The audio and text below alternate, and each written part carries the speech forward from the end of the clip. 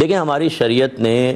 وراثت کا حقدار ہونے کے لیے وارث کی باقاعدہ زیارت یا اس کی خدمت یا اس کے پاس آنا جانا کسی بھی چیز کو لازم قرار نہیں دیا ہے۔ یہ اخلاقی اعتبار سے، شرعی اعتبار سے ضروری چیزیں ہیں، اس کا انکار نہیں ہے، لیکن جب وراثت کی باری آئے گی تو اس میں ایسی کوئی شک نہیں ہے کہ اگر کوئی بیٹا خدمت نہیں کرتا تھا، ملا نہیں تھا، وہ دور باہر چلا گیا تھا، ساری زندگی نہیں آیا تو اس کو وراثت نہیں ملے گی، وراثت ملے گی۔ ہاں، اگر ماں باپ یہ سمجھتے ہیں کہ کوئی اولاد ہے اس کے پاس وراثت پہنچی تو حرام کاموں میں ہی لگائے گا، یا کوئی بچے بہت زیادہ خدمت گزار ہیں اور وہ بالکل بے پرواہ ہے، چلا گیا ہے اور وہ نہیں چاہتے کہ اس کو وراثت میں سے زیادہ حصہ ملے اور واقعی وہ مستحق بھی اس لحاظ سے ان کو محسوس نہ ہو رہا ہو، تو یہ کر سکتے ہیں کہ اپنی زندگی میں اپنا پیسہ بچوں میں تقسیم کر دیں،